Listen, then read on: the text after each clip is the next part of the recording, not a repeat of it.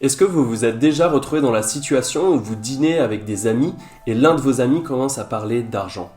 En général, on distingue directement deux clans. Ceux qui pensent que l'argent ne fait pas le bonheur et que même si les classes aisées accumulent de plus en plus de richesses et de plus en plus de privilèges, ce n'est pas pour autant que ces personnes vont être heureux en amour, heureux dans leur vie, vont avoir beaucoup d'amis et avoir un sens dans leur vie. Et il y a toujours un clan qui pense que l'argent fait le bonheur, en prenant pour exemple leur tonton Patrick qui avait l'air très heureux lors de sa dernière croisière en Grèce. L'argent est ce qui a permis aux civilisations d'échanger des ressources et aujourd'hui absolument tout coûte de l'argent que l'on gagne durement en allant au travail tous les jours. Alors comment se fait-il qu'il existe toujours deux clans, ceux qui pensent que l'argent fait le bonheur, ceux qui pensent que l'argent ne fait pas le bonheur ?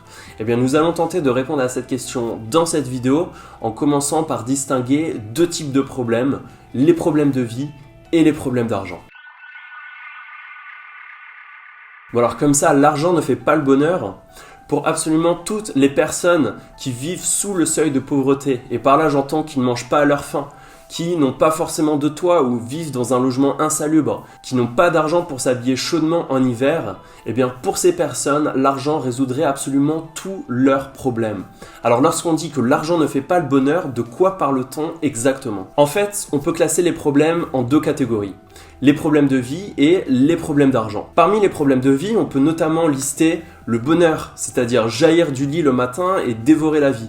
L'amour, c'est-à-dire trouver un ou une partenaire avec qui passer le reste de notre vie. L'amitié, c'est-à-dire s'entourer de personnes qui partagent nos valeurs. L'accomplissement de soi ou alors trouver un but dans sa vie. Riche comme pauvre rencontre ces problèmes. Mais quand on est pauvre, en plus d'avoir tous ces problèmes de vie, eh bien on a des problèmes d'argent à résoudre. Parmi les problèmes d'argent, on peut notamment lister le logement, la nourriture, trouver de la nourriture pour se nourrir, le transport, pouvoir se déplacer pour aller au travail, aller voir sa famille, ses amis, la santé, se payer des lunettes, ou se faire arracher une dent par exemple. Ce qui est ennuyeux avec les problèmes d'argent, c'est que lorsqu'on a des problèmes d'argent, eh ben, on peut difficilement se concentrer sur des problèmes de vie. Comment trouver le bonheur lorsqu'on ne sait même pas où est-ce qu'on va dormir ce soir ? Comment trouver l'amour lorsqu'on n'a même pas mangé depuis 3 jours ? Comment se faire des amis lorsqu'on ne peut même pas se déplacer d'un point A à un point B ? Et le dernier, comment se trouver un but dans sa vie lorsqu'on est en mauvaise santé et qu'on n'a même pas la possibilité d'accéder à des traitements ? Riches comme pauvres, on a tous des problèmes de vie. Par exemple, quel est le sens de la vie ? La solution n'est pas forcément évidente et c'est pas grave puisqu'on a toute notre vie pour pouvoir répondre à cette question. En revanche, pour des problèmes d'argent, la solution est totalement évidente, c'est l'argent. Donc si vous croisez une personne qui vous dit que l'argent ne fait pas le bonheur, les chances que cette personne n'ait jamais connu la pauvreté sont extrêmement hautes. Donc je pense que le but ultime est de se créer un processus qui génère de l'argent, qui va nous permettre de résoudre tous les problèmes d'argent de façon automatique, de façon à ce qu'on ait qu'à se concentrer sur les problèmes de vie. Des processus, il en existe plusieurs et dans cette vidéo, je souhaiterais vous en partager un avec vous si j'avais tout à recommencer. La façon dont j'aime bien représenter les finances personnelles est par une pyramide de coupes de champagne. Lorsque l'on verse le champagne, le premier étage se remplit, puis le second, puis le troisième, etc. Évidemment, le premier étage va se remplir plus vite puisqu'il n'y a qu'une seule coupe de champagne. Ensuite, il va y avoir un peu plus de coupes de champagne, donc ça va prendre un petit peu plus de temps à se remplir.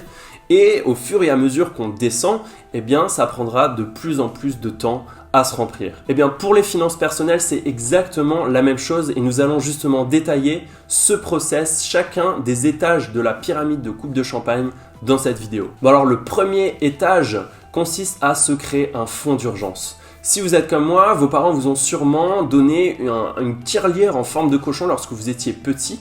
Et la particularité de cette tirelire en cochon, c'est que vous pouviez mettre des pièces d'argent dans la tirelire, mais vous ne pouviez pas en retirer. Pour retirer l'argent de cette tirelire, il fallait casser le cochon. Eh bien, essayez d'imaginer ce fonds d'urgence comme cette tirelire en porcelaine dans laquelle vous allez placer 10 000, 20 000 euros en fonction de votre situation et à essayer d'utiliser cet argent strictement en cas d'urgence. En cas d'urgence, ça veut notamment pouvoir dire pour réparer une fuite d'eau, pour réparer une voiture, pour réparer une toiture qui a été endommagée, etc. Pour changer d'iPhone ou pour partir en vacances, il va falloir attendre un petit peu plus encore. Bon alors pourquoi créer un fonds d'urgence? Pourquoi laisser dormir de l'argent sur un compte qui rapporte pas forcément beaucoup? Eh bien tout simplement parce que tout ce qui peut aller mal va en général mal. Et que c'est beaucoup mieux de laisser dormir une petite somme d'argent sur un livret plutôt que de devoir emprunter de l'argent à des amis, à sa famille ou encore pire, à son banquier pour pouvoir réparer notre voiture lorsqu'elle est tombée en panne. En pratique, pour cette étape, il suffit simplement d'ouvrir, si vous n'en avez pas encore un livret A ou un livret bancaire et de placer cette somme d'argent 10 000, 20 000 euros en fonction de votre situation. Si, je ne sais pas, vous avez une famille, ben peut-être que vous allez mettre plus d'argent que si vous êtes célibataire, donc c'est à vous de voir. Et comme ça, vous aurez la possibilité de vraiment dormir sur vos deux oreilles puisque si jamais il y a un problème dans votre vie, eh bien vous aurez automatiquement l'argent pour résoudre ce problème. Le deuxième étage de la pyramide consiste à rembourser toutes ces mauvaises dettes. Donc selon une étude de la Banque de France, il y aurait au troisième trimestre 2019 187 milliards de crédits à la consommation répartis dans les ménages en France. Donc c'est un chiffre qui progresse année après année. Et c'est quelque chose qui est rentré complètement dans les mœurs en France, qui est totalement accepté par la société. On s'endette pour acheter des meubles d'un logement qui est beaucoup trop grand ou pour acheter le dernier iPhone alors que le nôtre fonctionnait très bien encore. Alors pour moi, la façon dont je juge si une dette est bonne ou mauvaise, c'est de voir si cette dette va empiéter dans mes revenus mensuels. Par exemple, faire un crédit à la consommation pour payer le dernier iPhone, mauvaise dette. Partir en vacances et payer ses vacances en 5 fois avec des taux d'intérêt extrêmement hauts, mauvaise dette. Faire un crédit étudiant pour pouvoir financer ses études, mauvaise dette. Faire un crédit immobilier pour acheter un appartement dans lequel on va pouvoir placer un locataire et le loyer pourra rembourser toutes nos charges, bonne dette cette fois-ci.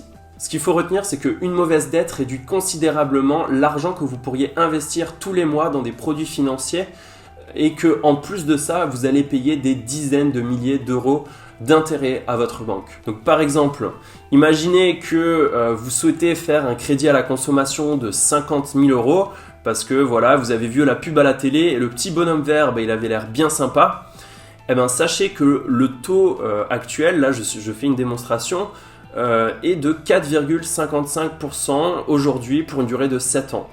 Donc à l'issue de votre prêt, vous finirez par donner 8 302 euros à votre banque d'intérêt.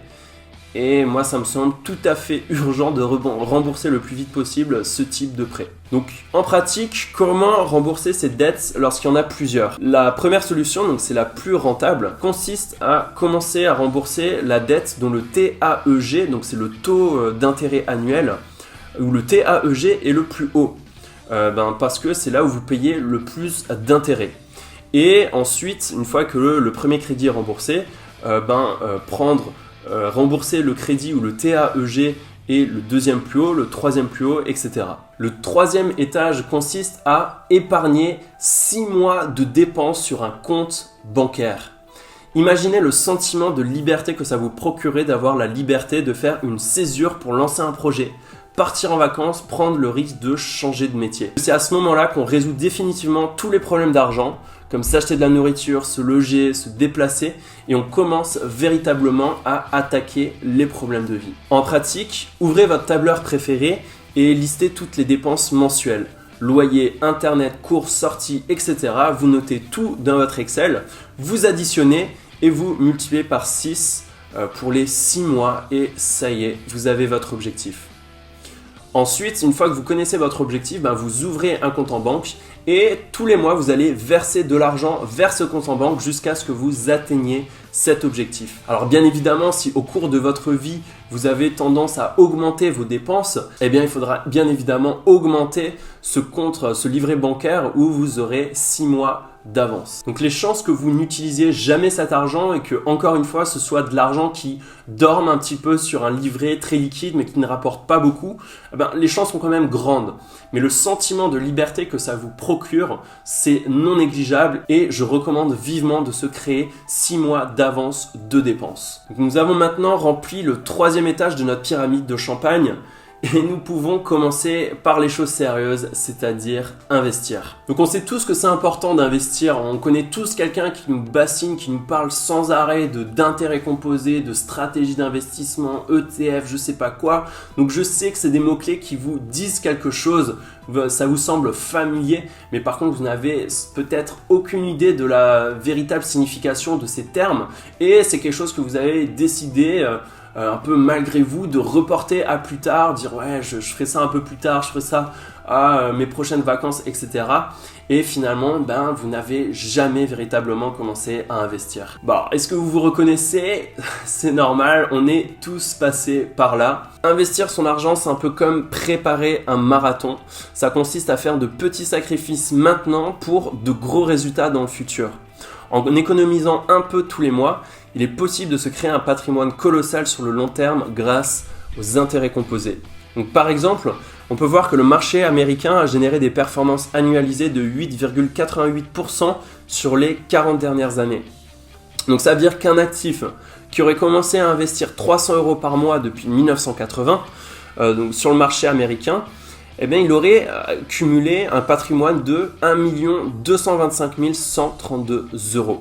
Et l'avantage, c'est que lorsque la bourse monte, on s'enrichit, et lorsque la bourse descend, c'est un peu comme si c'était les soldes, puisqu'on achète à bas prix. Lorsqu'on investit sur le long terme, ça veut dire qu'on investit sur le long terme. Ça ne veut pas dire qu'on va se connecter tous les jours et traquer chacun des mouvements de notre portefeuille.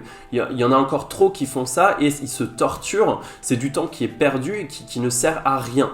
Ce qu'il faut essayer de faire, c'est de se connecter une fois par mois. On fait notre virement, on investit notre argent et on se déconnecte. Rien de plus.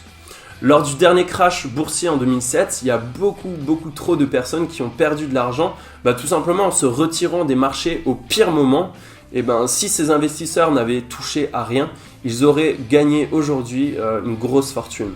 Vous vous posez sûrement la question, comment investir dans ces différents marchés, marché français, marché européen, marché américain, émergent, etc. Donc ce qu'on propose, nous, c'est d'investir via des trackers ou ce qu'on appelle également des ETF. Donc les trackers, les ETF, j'en ai déjà parlé et il faudrait vraiment une vidéo entière pour parler de ce sujet. Donc si c'est un sujet qui vous intéresse, je vous invite à télécharger notre produit d'appel. Vous avez le lien en description de la vidéo. Pour revenir sur la métaphore avec les coupes de champagne, je rencontre encore beaucoup trop de personnes qui commencent par le 4e étage de la pyramide, c'est-à-dire qui commencent directement par investir en n'ayant même pas 10 000 € d'épargne sur un livret bancaire. Par exemple, je connais beaucoup trop de personnes qui ont investi des sommes astronomiques dans du Bitcoin alors qu'ils n'avaient ni le premier étage, ni le deuxième, ni le troisième.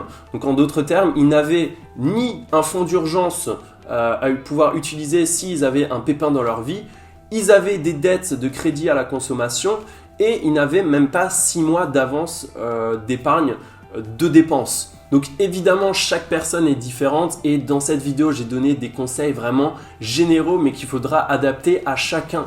C'est-à-dire qu'un freelance, un avocat ou un médecin ne vont pas investir et ne vont pas gérer leurs finances personnelles de la même façon.